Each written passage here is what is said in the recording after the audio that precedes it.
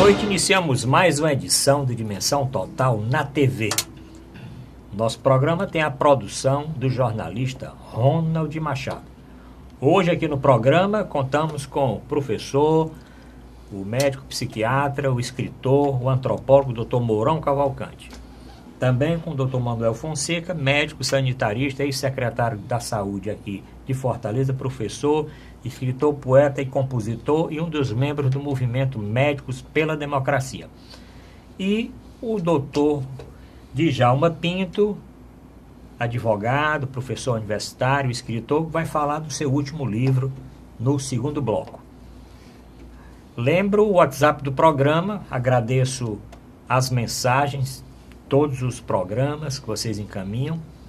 Anote aí, aqui é Fortaleza 85 99925 1122. Se o telespectador quiser rever um programa anterior, não tem o menor problema. Entra na minha página na internet, portalarrudabaixo.com.br e rever todos os programas desde o ano passado.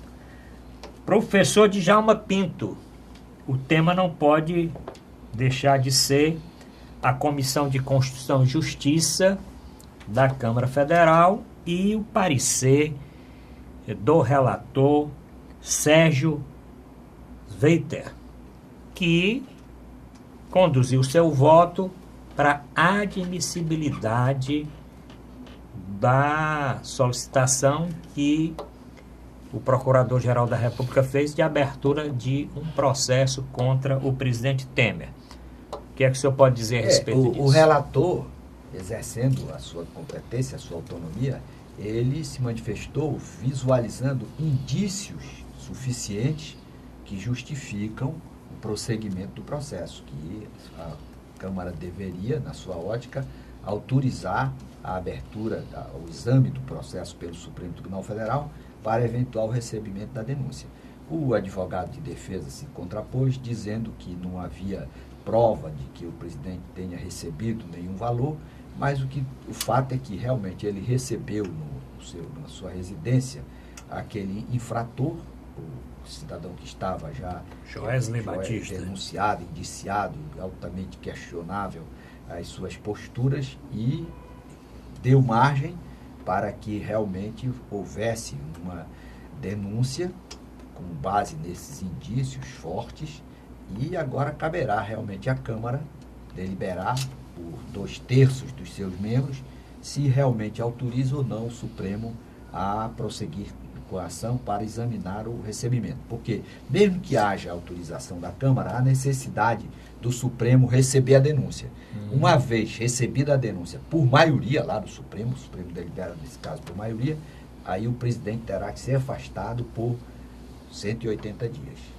Então, em 180 dias, o Supremo deve concluir o processo, e se ele for condenado, então ele perde, definitivamente, ele fica afastado definitivamente do cargo, e então realizar-se-á uma eleição indireta. Bom, doutor Manuel Fonseca, o governo já prevendo que este parecer fosse contrário exatamente ao trancamento aí desse processo, ele fez uma alteração na Comissão de Constituição e Justiça, trocou 14 deputados. Muitos deputados tomaram conhecimento, inclusive na hora, pela imprensa, que não eram mais titular. Mas não tinha mais vamos dizer, a função na comissão. Estava sendo substituído por outro. O senhor acha que isso ajuda ou faz atrapalhar o presidente Temer? Olha, o Cunha fez isso, né? Quer dizer, não adiantou muita coisa. Não adianta, né? Porque vai para o plenário, né? Então isso cria uma certa revolta dos eliminados, que é da base do governo, quase todos eles, né? E passa para o outro lado, né? É claro que a tendência é o Temer ser traído como traiu, né? O destino do traidor pode ser traído também. O Rodrigo Maia deve estar, né, a toda, né, fazendo os acordos secretos. O relator foi advogado da Globo, né? A Globo representa o capital financeiro, que está se livrando do Temer porque ele está muito desgastado. Provavelmente não vai adiantar nada, ele vai ser cassado, né? Porque o Rodrigo Maia está aí na boca. Agora, a grande discussão é o que vai acontecer daqui para frente. Se vai haver uma conciliação geral até 2018, ou o movimento democrático popular vai fazer força no sentido de convocar as eleições diretas, né? Pelo andar na casa de Lages, depois a gente pode discutir isso. Vamos discutir. Eu acho que vão fazer uma conciliação geral. Mas vamos discutir, porque tem indícios, como diz o relator, tem indícios... Onde a fumaça a fogo. A fumaça a fogo. Doutor Mourão Cavalcante, o relatório do Sérgio Sveiter, essa troca da base de membros da comissão, da base aí do presidente Temer, e essa possível votação dentro da Comissão de Constituição e Justiça. Bom, nós estamos vivenciando no país o que nós poderíamos dizer uma outra partida de futebol, né?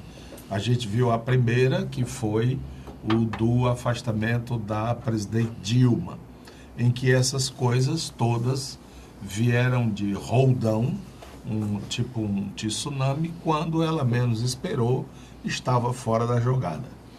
O Temer, ele está tendo mais oportunidade de se articular e de usar de tudo que uma pessoa no poder pode usar. Aí a ética já foi despachada há muito tempo, é uma troca de favores. Nunca o Diário Oficial funcionou tanto quanto agora, e toda esta farra é feita com o nosso dinheiro. Dinheiro que poderiam ir para os hospitais, para a educação, para outros cantos, está sendo distribuído ali pela máfia. Então, é doloroso isto que acontece com o país. Já usei aqui a expressão, o Brasil está sangrando, e esses caras continuam, né, nesse jogo. Eu acho que o principal elemento aí não interessa, como disse o doutor Fonseca, não interessa mais aos homens da grana o Temer. Tornou-se muito pesado, muito ancho, né? E vão descartá-lo. Então é apenas uma questão de tempo, uma questão de estratégia, mais ou menos. Agora, ele, diferentemente da outra partida, ele está usando todas as armas, até faca de mesa e faca de cozinha, ele está usando, além de Exocet, Patriot, e todos os mísseis. Inclusive, é arriscado até ele pedir emprestado ao Tong Long Tong, como é o Jong, lá da Coreia do Norte, um míssil para jogar... Longo alcance. Né, de longo alcance para jogar. Agora, não sei onde é que está o inimigo do Temer, porque é curiosíssimo. Veja bem, o atual presidente do PSDB é o Tasso Gereissati, reverendíssimo senador Tasso Gereissati. Ele diz: nós estamos desembarcando. Esse governo é agonizante. Não tem mais saída. Aí o Aloysio Nunes, ministro das Relações... Você está prestando um desserviço à nação. Ele que é um líder do mesmo partido.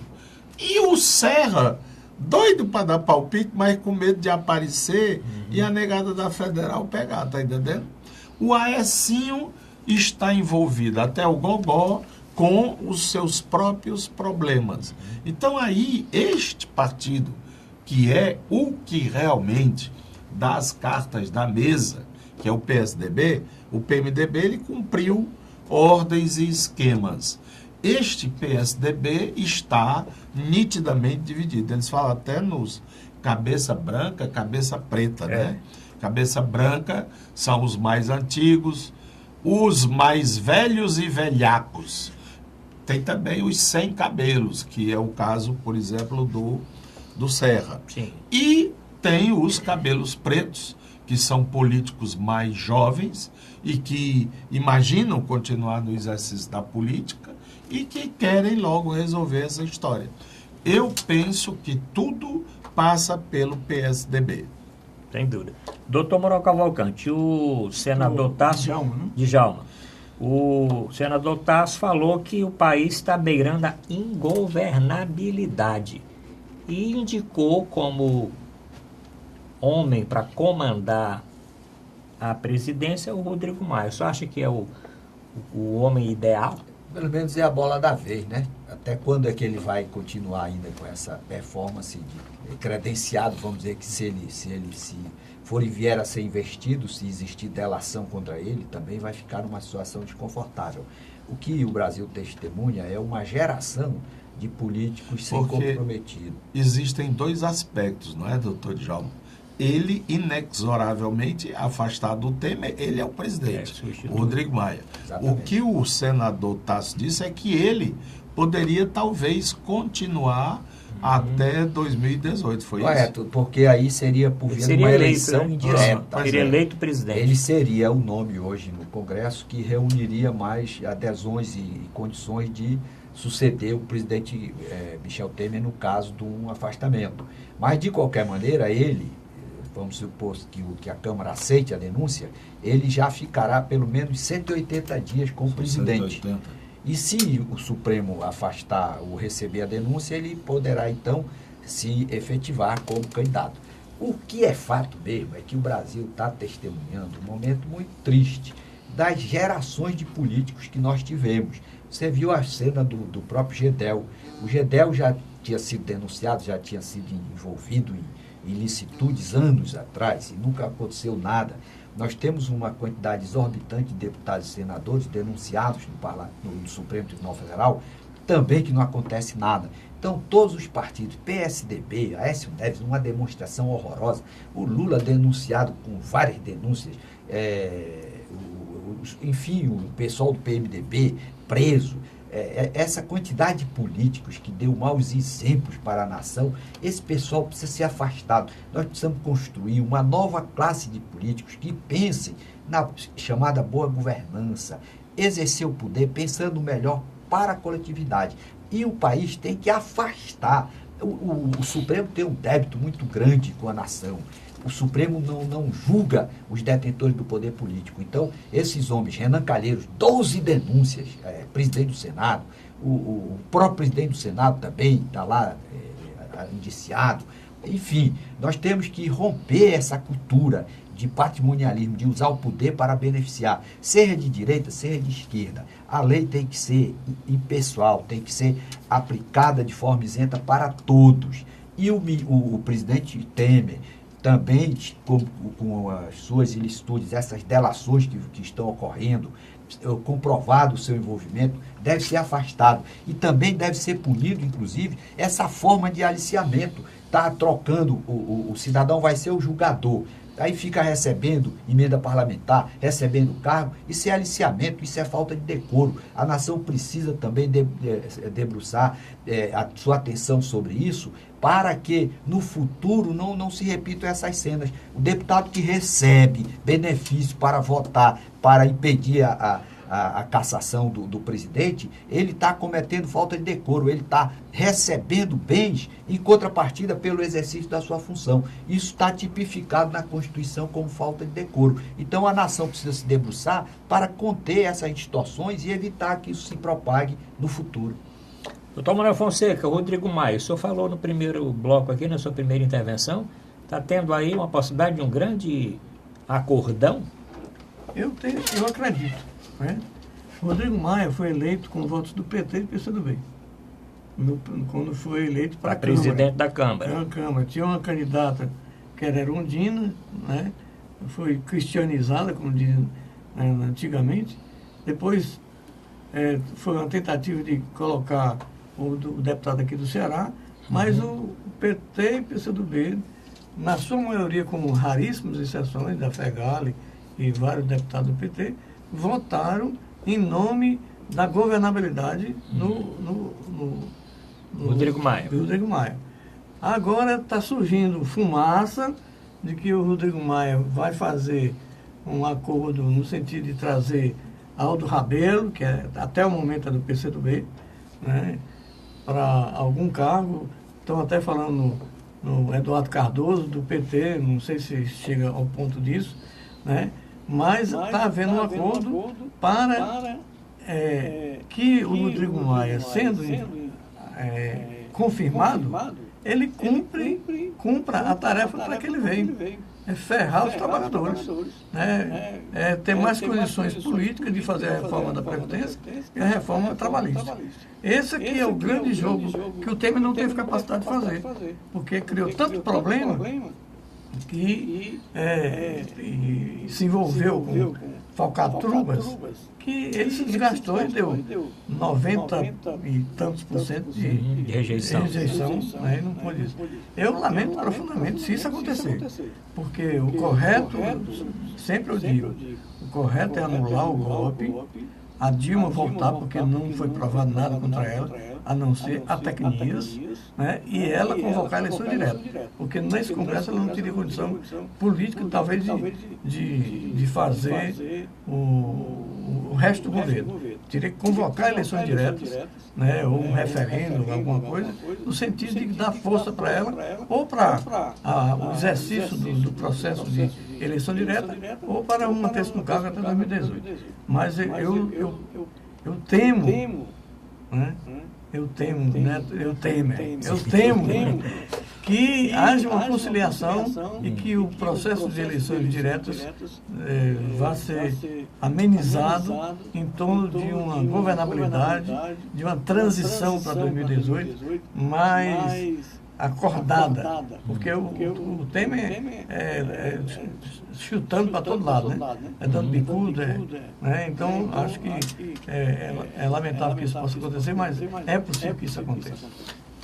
A opinião do Dr. Fonseca, eu particularmente não acredito muito, Dr. Fonseca, porque agora a maioria desses partidos já estão com a bandeira fora Maia, né? Depois do fora Temer, já estão levantando a bandeira do fora Maia, né? Os mais avançados de cada partido. Mas vamos aguardar. Doutor Mourão Cavalcante, o senhor acredita nessa conciliação depois? Porque é como o senhor falou, o Rodrigo Maia é o substituto imediato, natural. O Temer sendo afastado por 180 dias, né, professor Djalma? O Rodrigo Maia tem que assumir. O problema é quem vai ser eleito depois. O PSDB também tem uma dúvida, principalmente o grupo do Alckmin, doutor Mourão Cavalcante, porque eles não querem que o Rodrigo Maia entre, porque o Rodrigo Maia vai ser uma pedra no sapato do PSDB, porque o cara quando senta na cadeira de presidente, aí as coisas sobem. O homem agora, como a notícia aqui que eu recebi nesse momento, está reunido agora com diretores da Globo, o Rodrigo Maia com diretores da Globo em Brasília. Está aqui. Maia traiu o Temer. Está na casa do diretor da Globo em Brasília. Tá certo? Porque se o Maia chegar e der uma declaração que não está mais com o Temer, ele já está feito paisagem, né? Todo mundo está vendo que ele está feito paisagem, né? Deixou o Sérgio Sveiter ser indicado relator. Está aí o que deu, né? O presidente da comissão também é meio assim independente. E são do PMDB. E da onde? Do Rio de Janeiro, né? Mas eu pergunto, doutor Mourão, e o Rodrigo Maia? O senhor acha que pode existir realmente a conciliação? O Temer está perigando cair. Basta que tenha alguma ação nova, que o que o Temer quer é que seja votado o mais rápido possível, né? Porque a qualquer momento está saindo aí delação do Funaro, delação do Cunha, um outro pedido de investigação pelo próprio Janot, né? E qualquer uma dessas coisas aí, no momento desse, é fatal. O senhor acha que o Rodrigo Maia está tramando realmente a eleição dele?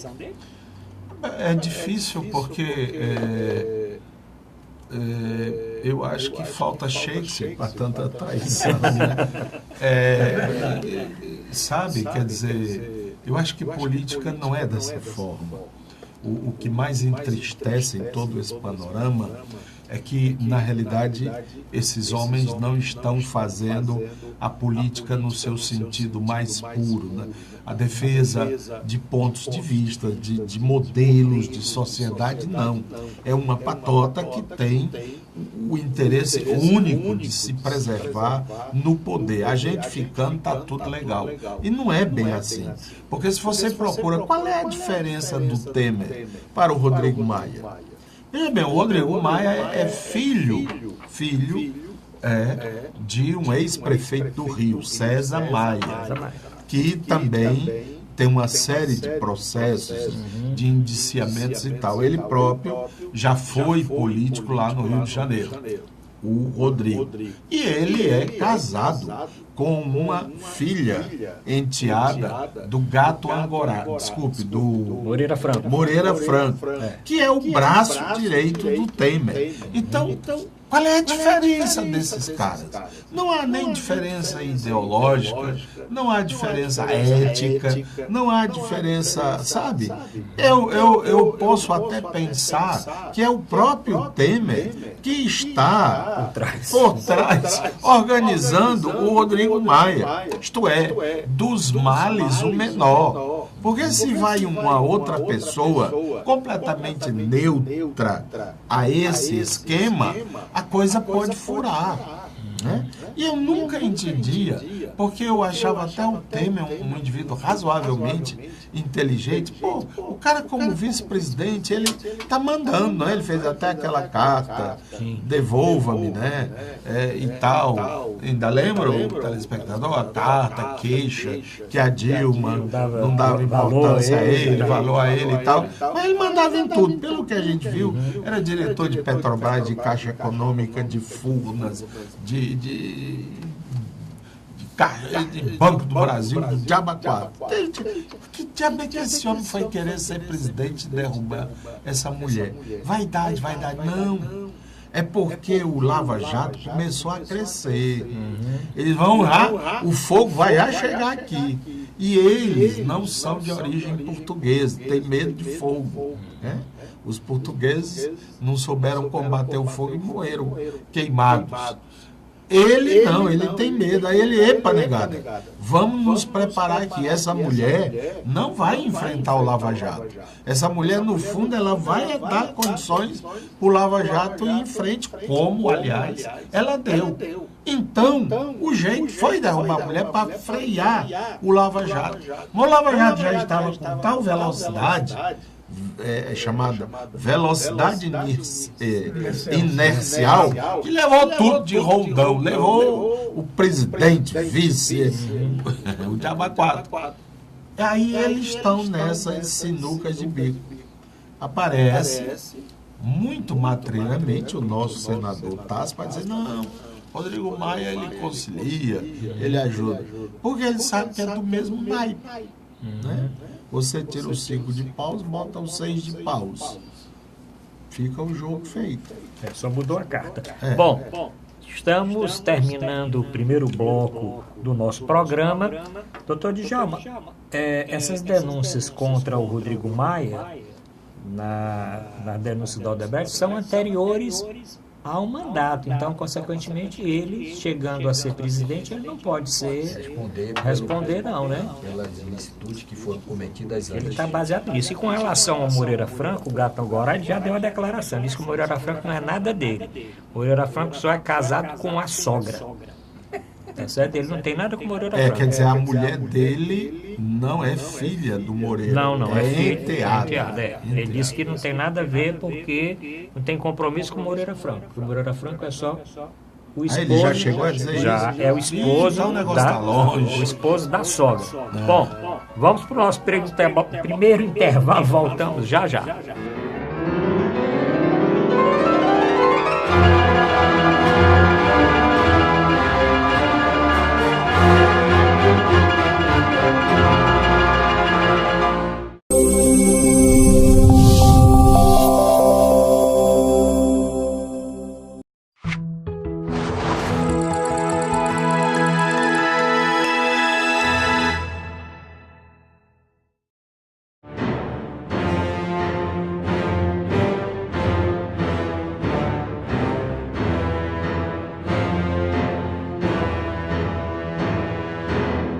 Voltamos a apresentar Dimensão Total na TV. Nosso programa tem a produção do querido jornalista Ronald Machado. Um abraço aqui para o Ronald Machado, que produz o nosso programa. Lembrando o WhatsApp do programa, vocês estão vendo que hoje o tema é palpitante. Encaminhe sua mensagem. O telespectador acha que o Temer vai ser afastado mesmo ou não? É só mandar a mensagem agora. 85 aqui Fortaleza, 99925 1122. Se quiser rever um programa anterior, entra no meu portal na internet, portal@arrudabastos.com.br, e rever os programas anteriores. Doutor Djalma Pinto, vamos falar agora um pouquinho aqui do nosso Ceará, da nossa Fortaleza. Depois, no final do programa, vamos falar do G20. Tem quem diga que virou G19 ou G19,5. Nós vamos saber depois por quê. Mas nesse bloco agora vamos falar do levantamento da violência que explodiu no Ceará, professor Djalma Pinto. A violência explode no Ceará e principalmente em Fortaleza. Os números são assustadores, mostrando inclusive um número que é assim inacreditável. Um aumento de 217% foi o crescimento do número de assassinatos em Fortaleza de um período curto, de um período do ano passado para cá. O que é que está acontecendo, professor Djalma? O que é mais triste é que o Estado investiu, gastou muito dinheiro, comprou muita viatura, aumentou o aparato, o contingente de policiais, de agentes prisionais. Agora mesmo está contratando 1.000 agentes prisionais, está gastando realmente no combate à violência, mas se esquecendo da parte essencial, que é a criança. O problema é que nós não prestamos atenção na infância. A criminalidade começa lá na primeira infância. Então, o garoto não tem acesso a uma educação de qualidade, você não tem prestar atenção, ninguém estimula a boa educação, o bom encaminhamento pela mãe, pelos pais. E aí a consequência é que você está criando pessoas como animais verdadeiros selvagens, pessoas selvagens, que vão para saltar no ônibus, matam por causa de um relógio, de um celular, e principalmente a juventude, que essa parte que mais está sendo atacada ou sendo atingida, são jovens que não completam nem 20 anos, pelos vítimas aí das drogas. Então, esse secretário, por incrível que pareça, é uma pessoa operacional, um homem muito bem intencionado, só que no passado o Ceará realmente não colocou pessoas operacionais no comando da Secretaria de Segurança e também não adotou políticas públicas que atentassem para a importância de se prestigiar a infância. A fase mais importante da vida é exatamente a infância. O Brasil, de um modo geral, não quer saber da infância. Qual é a escola de qualidade do ensino fundamental, que é referência? Então, nós temos uma sociedade profundamente desigual, que vai continuar mantendo essa desigualdade, porque realmente ninguém dá atenção à necessidade de se produzir, de se fornecer escola de qualidade para as pessoas mais carentes. E também estimular a educação com valores. Você não tem mídia, não tem nenhum segmento da sociedade preocupado com essa situação e coloca isso tudo como se fosse responsabilidade da polícia. Ora, como é que a polícia vai sozinha resolver isso? E esse problema da violência é um problema de toda a sociedade, de todos os segmentos da sociedade, a partir da televisão, estimulando o cultivo de valores, respeito à justiça como valor. Não, imagine se a criança de 2, 3, 5 anos tivesse sedimentada na sua mente a ideia de não fazer com o outro aquilo que ela não quisesse que fizesse com ela. Essa ideia da justiça amenizaria o impacto, a repercussão da agressividade do futuro jovem. Então, enquanto ficarmos só comprando viatura, comprando moto, colocando armas mais possantes e aumentando o efetivo repressor do Estado apenas nesse segmento, mas nós temos que resolver isso agora. Mas esse menino que tem hoje 16 anos, que está matando na rua, assaltando, ele tinha 3 anos, há 13 anos atrás, ele podia ser bem encaminhado. Então, enquanto nós não mudarmos essa mentalidade para combater efetivamente com a repressão efetiva, mas prestando atenção à infância, nós vamos ter esses números desconfortáveis. Doutor Manuel Fonseca, 474 assassinatos registrados no mês de junho em Fortaleza. 474 assassinatos no mês de junho. Um aumento, como eu já falei aqui, absurdo. E o secretário da Segurança, André Costa, disse o seguinte: poderia estar pior. E aí, doutor Fonseca? Poderia estar pior? É pior do que isso, uma guerra. Né? Porque você tem 400 jovens que estão morrendo em período de um 474 não, só no mês de junho. Isso é nenhum tipo de guerra consegue matar tanta gente como está acontecendo aqui. Claro que tem um componente da base, que é a educação, que vai mais longe, né? Até da assistência ao parto, pode influenciar na vida futura das pessoas, mas tem outro componente, que é o desemprego, que está acontecendo cada vez maior, aumentando. A própria questão da comunicação. Você tem 6 cucas, você podia ter 6 rádios comunitárias nos cucas, para fazer outra discussão que não seja a discussão da violência. Né? Quer dizer, a rádio, a televisão é 24 horas falando de violência. Né? É expondo, é banalizando a violência e o preconceito. Então nós vamos ter que fazer um processo de reeducação para a paz, para a fraternidade, para o trato dos conflitos de forma amigável e não na base da violência. E por trás disso não tem a menor dúvida que tem um problema do tráfico de drogas. O tráfico de drogas, tratar o tráfico de drogas só com polícia não vai resolver. Tem outro componente, nesse caso aí que o próprio Djalma fala, que é o problema das escolas, que a escola nós estamos oferecendo para as crianças, né? Que valores nós estamos indicando nas crianças. Então, a situação é complexa. Você pega nos presídios, no presídio é uma escola, né, do aprendizado para a violência, né, porque não tem alternativas, não tem nem algum programa de reeducação, de que a pessoa adquira uma nova profissão que não seja do tráfico. Então, acho que é muito complexa essa situação, né? É lamentável que isso esteja acontecendo agora no Ceará e particularmente em Fortaleza. Doutor Mourão Cavalcante, vou repetir aqui, o secretário André Costa deu 2 declarações. Primeiro, poderia estar pior. E segundo, que o problema não está na estratégia.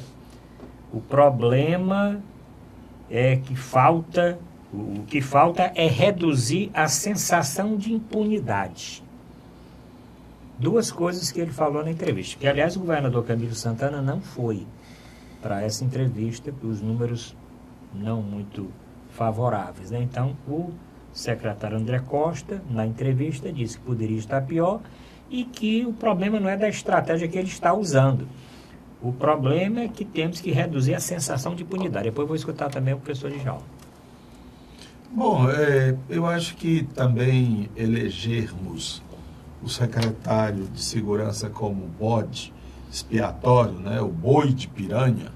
A gente quer atravessar uma boiada e pega um boi que já esteja meio ruinzinho e joga para as piranhas comerem, enquanto isso a boiada passa. Não é bem assim. Até porque o que ele deveria estar dizendo, o que ele diz é inadequado. E o que ele poderia dizer era a questão da violência não se combate apenas com polícia. Portanto, não deve perguntar apenas a mim por que esses números, por que esses resultados. Perguntem ao governador, perguntem ao secretário de Educação, secretário de Ação Social, o secretário de Desenvolvimento Econômico, etc, etc, etc. Perguntem à sociedade se é mesmo essa sociedade que eles querem. Porque você imagina, uma mãe de família deixa morrendo de medo seus filhos em casa, porque não tem creche, porque ela tem que ganhar um dinheirozinho para comprar o de comer para o menino. Aí ela entra no ônibus, lá vem 2 moleques armados e tomam tudo daquele pessoal daquele ônibus. Rapaz, isso é uma afronta muito grande. O transporte coletivo não tem segurança. Chega no terminal, deu um vacilo, o marginal leva a bolsa dela ou a bolsa de quem quer que seja. Então, são coisas tão primárias que me parece que falta realmente... Vem cá, governador, tu quer mesmo resolver esse troço? Pois já dá para tirar uma conclusão. Qual é? Essa política atual é equivocada. Pelo menos isso já pode concluir. Essa política, olha, amassa e joga na cesta do lixo. Vamos falar coisa séria? A começar, por exemplo, pelas estatísticas. Vocês acreditam realmente nessas estatísticas? Ou isso são números assim? Que estatística, pesquisa, é um negócio mais mastigado. Por exemplo, que horas acontecem esses crimes? É mais de manhã ou mais de noite? Quais são os lugares mais boca quente?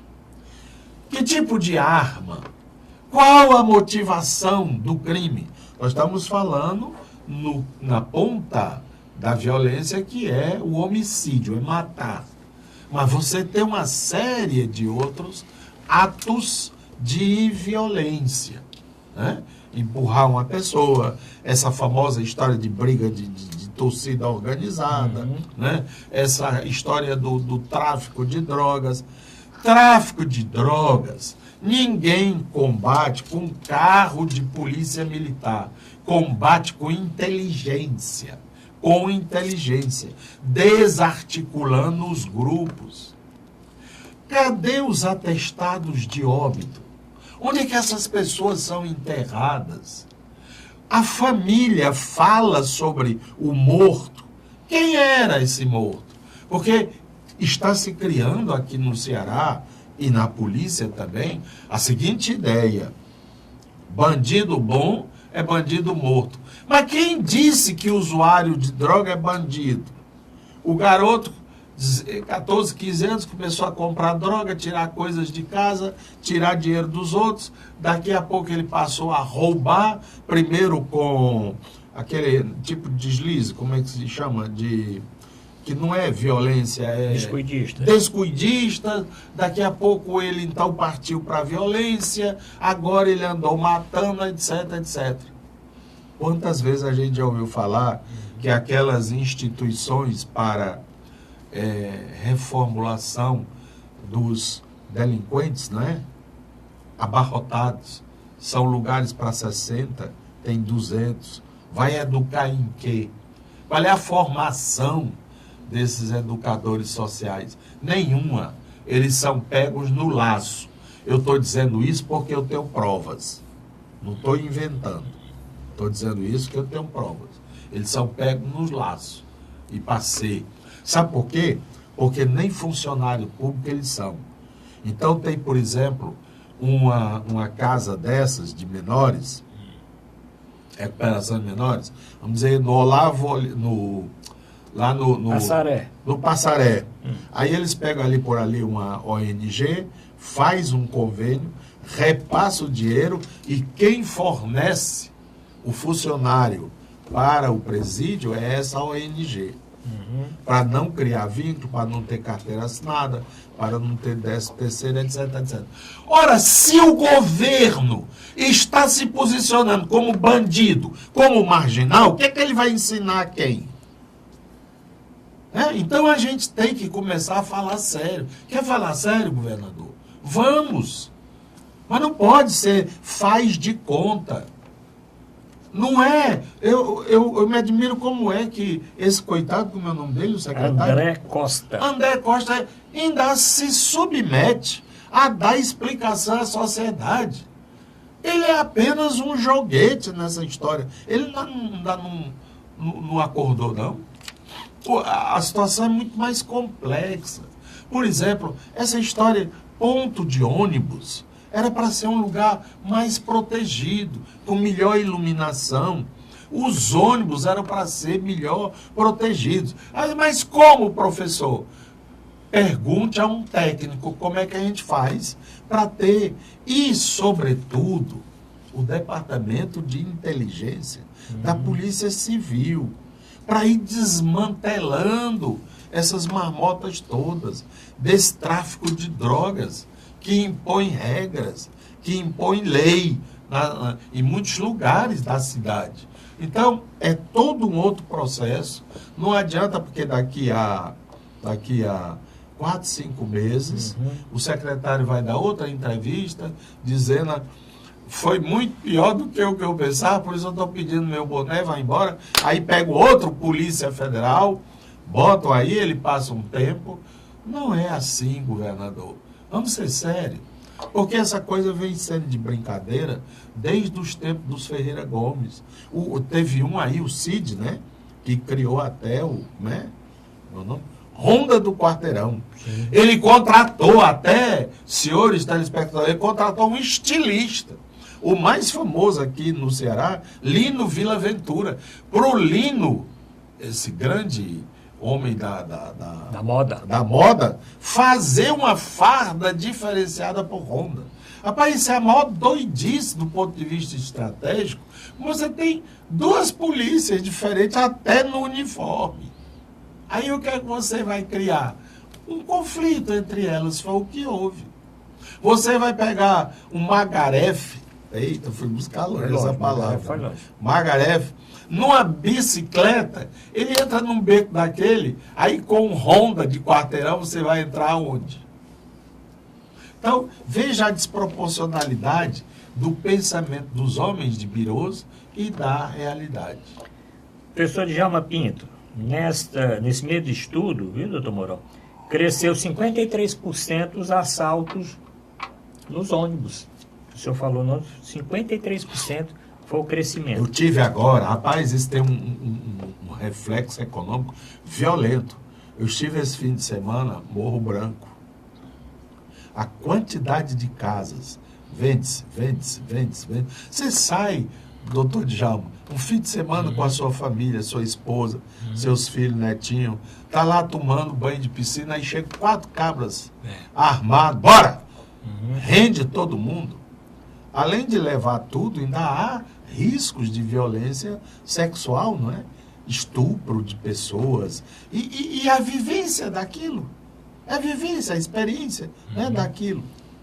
Como é que fica? Professor Djalma, vamos continuar. Não vale mais nada aquelas casas, continua sabia? falando por quê? Caiu para um quarto muito, do valor. Verdade. 53% foi o crescimento dos assaltos nos ônibus, e o Ceará registrou, doutor Fonseca, o senhor vai falar também, um homicídio a cada 1h30 no primeiro semestre de 2017.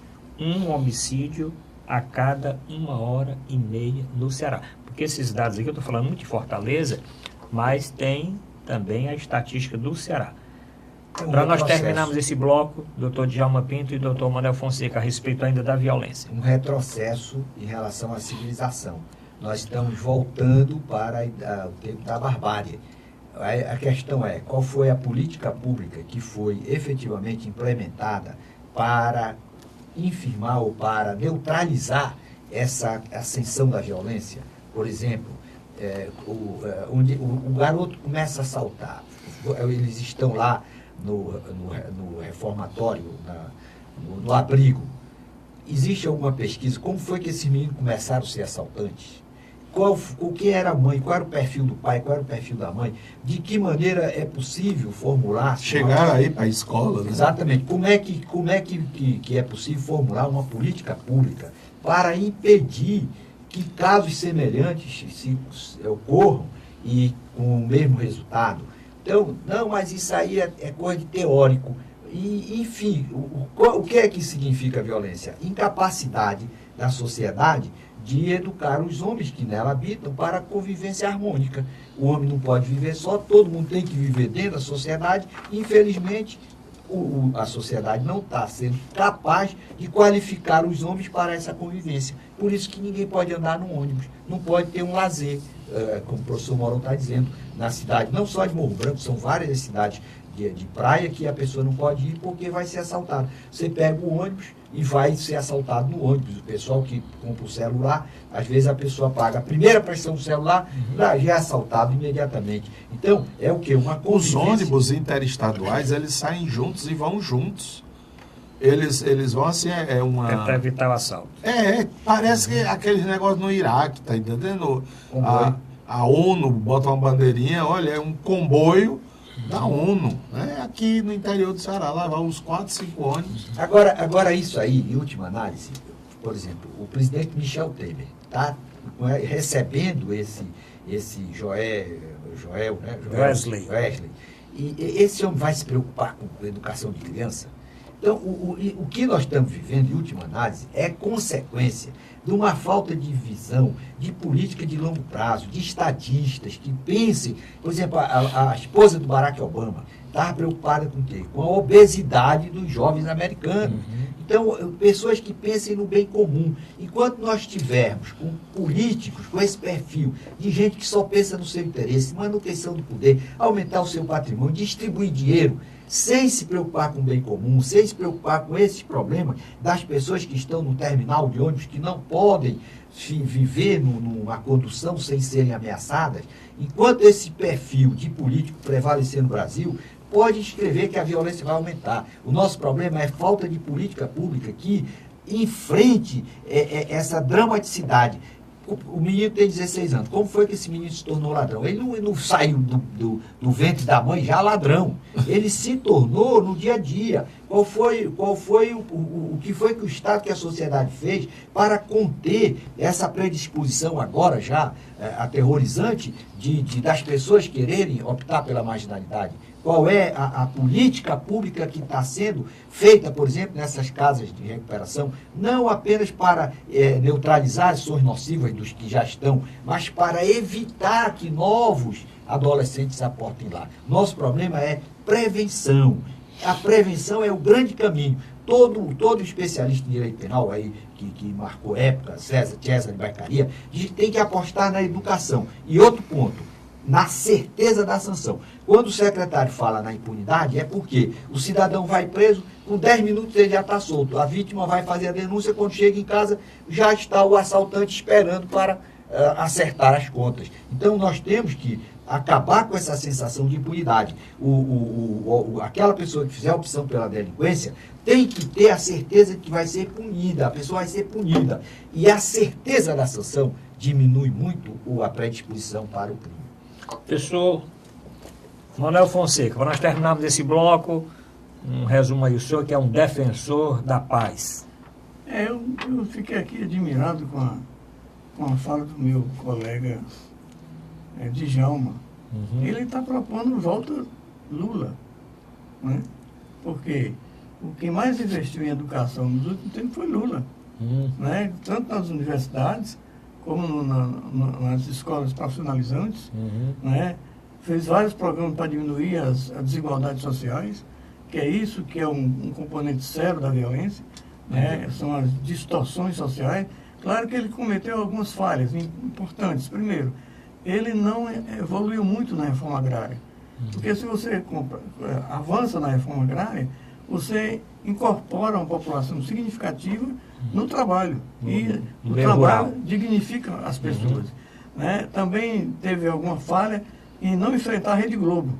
A Rede Globo é uma fonte de preconceito, de violência, de todo tipo de problemas, né, que possa criar na subjetividade das pessoas que o enfrentamento dos problemas se faz através da violência e da força, e da meritocracia dos mais capazes, dos mais que têm mais condições, inclusive de acesso a uma tecnologia diferenciada. Então, eu acho que talvez as falhas do governo Dilma e do governo Lula não tenham investido muito ainda mais na questão da reforma agrária, na questão do desenvolvimento econômico, na reforma educacional, que desse uma alternativa diferenciada, na questão da comunicação, que joga para a comunidade, para a população, situações, a tal da bancada da bala é um negócio impressionante. É 24 horas falando de crime. Né? Por que não fala de paz?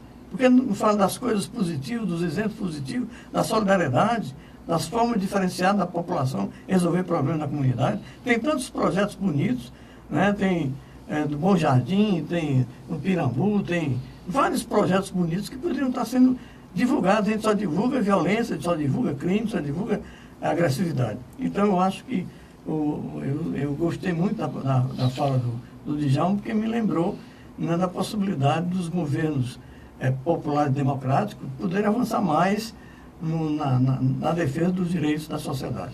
Bom, com essa Não, vou deixar. Eu vou só explicar para o nosso telespectador que hoje não vamos fazer o segundo intervalo.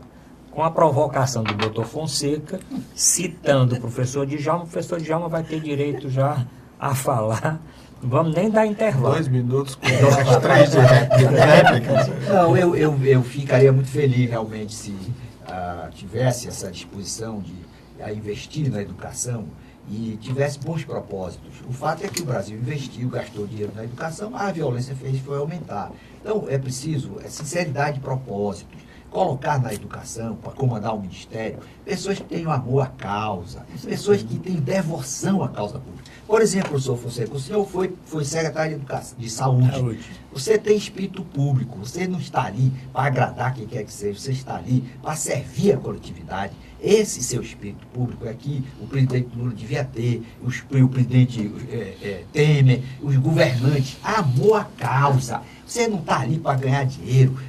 Nenhuma pessoa vai dizer, não, doutor Fonseca vai ser indiciado, vai aparecer batida na cara do professor para ele ser conduzido. Por quê? Porque você é um homem probo, você tem compromisso com o seu conceito, com a sua decência, de fazer o melhor pela coletividade. Esse tipo de homem, com o seu espírito, é que a nação precisa, seja de PV, de PSDB, nós temos que nos livrar desse pessoal que usa o poder como instrumento de satisfação pessoal. Por quê? Porque todo mundo vai morrer. Não adianta o cara, por mais que ele fique ali naquele negócio, ganhe dinheiro, ele não vai levar nada. Então, nós estamos precisando do espírito do Nelson Mandela, uma pessoa que pense no melhor pelo seu povo, não no revanchismo. Não, vamos conciliar a nação, tirar onde é que está o homem do PT que tem visão de longo prazo, que tem o seu espírito. Vamos apostar nessa pessoa, dar a oportunidade para ela fazer o melhor pela coletividade. Enquanto nós tivermos, vamos fazer de conta, coloca o ministro porque é amigo de fulano, o cara não tem compromisso nenhum. Qual foi o ministro que visitou uma escola, que visitou uma creche? Como é que ele vai saber como é o problema de uma escola lá na periferia, se não vai governador, não vai prefeito, nem um secretário vai lá dar um apoio para um professor daquele? Como é que ele vai conter aquela violência latente dos jovens que são estimulados pelos maus exemplos, dos mais velhos? Esse é o grande problema. Bom, como eu falei, não vamos fazer intervalo, passar direto aqui para o doutor Mourão Cavalcante. Alguma coisa nesse tema a mais, doutor Mourão? Podemos passar para o último tema do programa? Aqui estávamos já em educação. Então vamos eu acho o seguinte, mais um pouquinho nesse tema. Eu acho o seguinte, que há controvérsias sobre o que o Fonseca falou.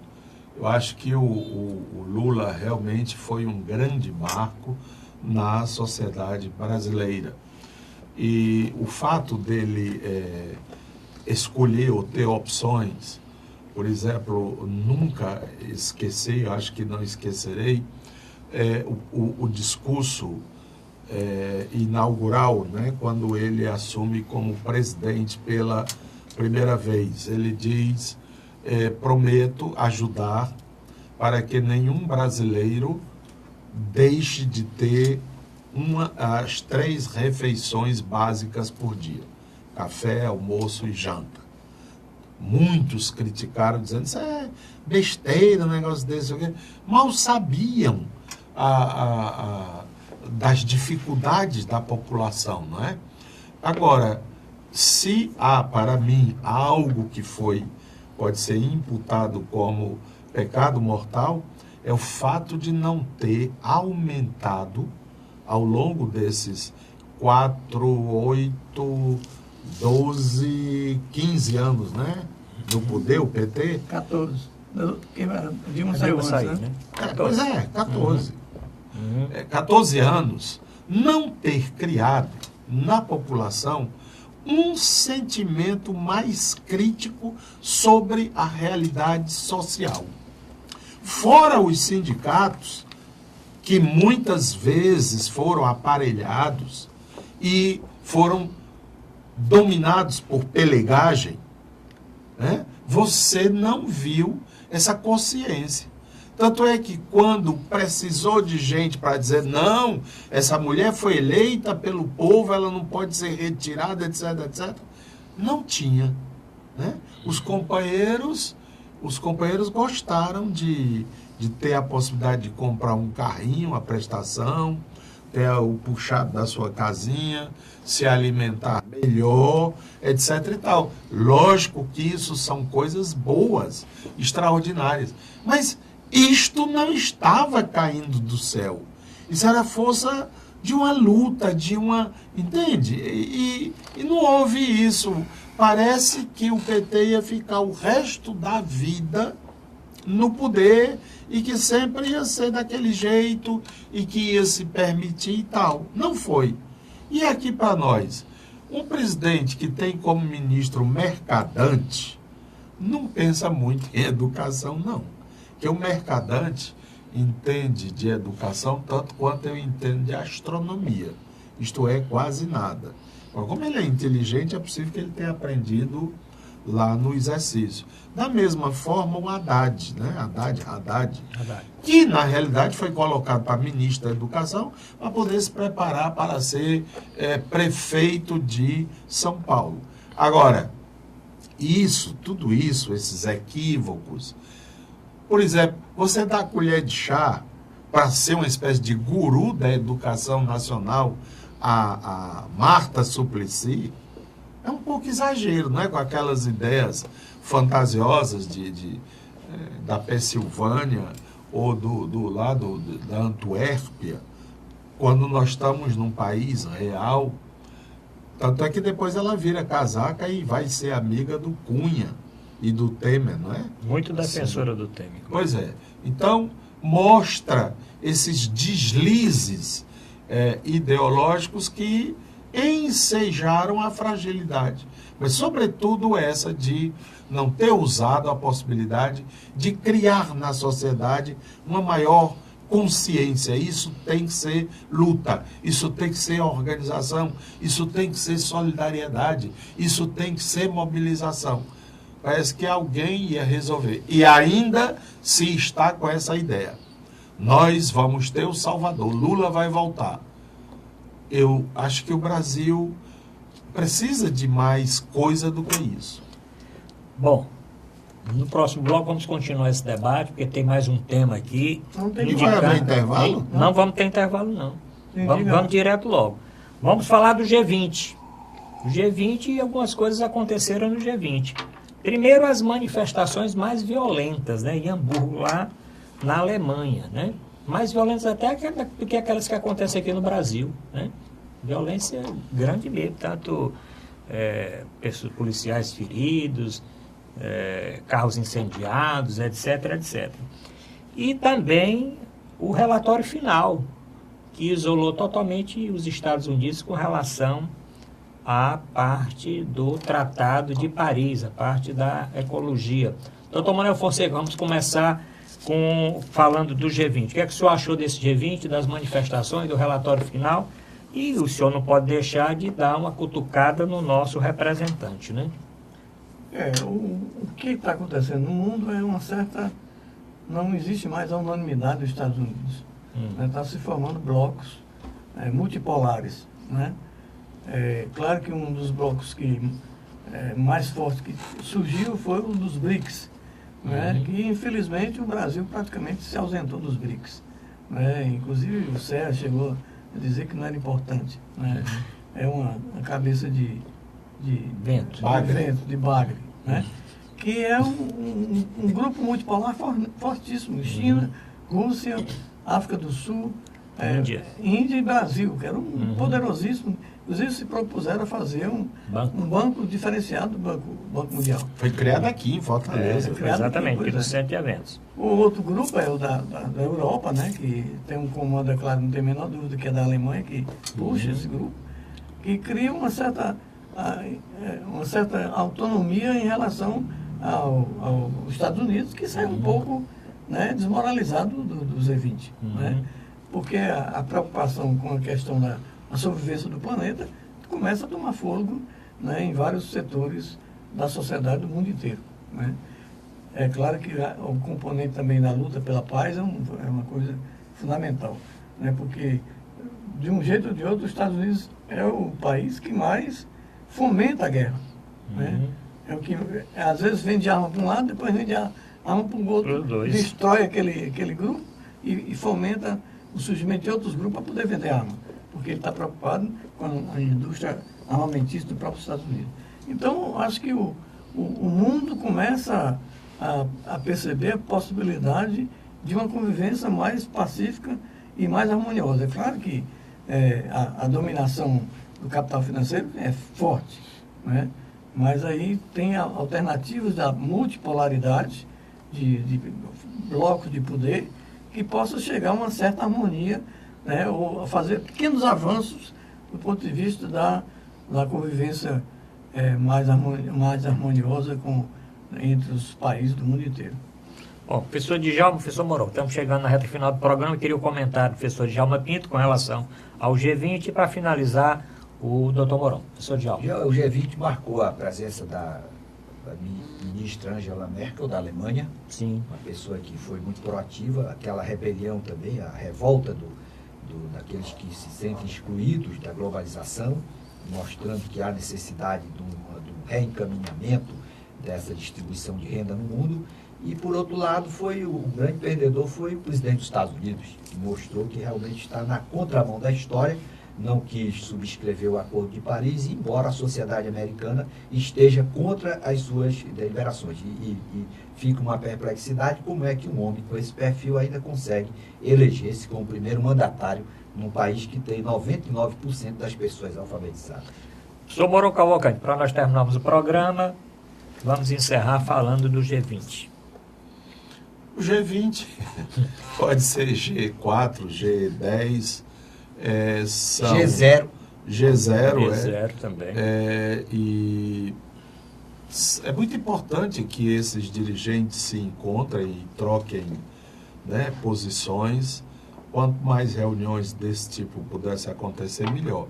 Quanto aos protestos, eles estão adquirindo uma dimensão, uma potencialidade muito grande de violência. Eu não sei se os dirigentes pudessem criar um espaço para que esses grupos pudessem também se manifestar, não é?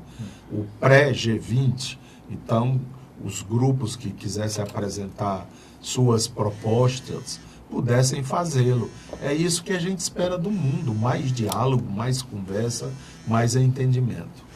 Bom, quero agradecer a audição do nosso telespectador. Encaminhe sua mensagem para o nosso WhatsApp. Boa noite e até a próxima semana.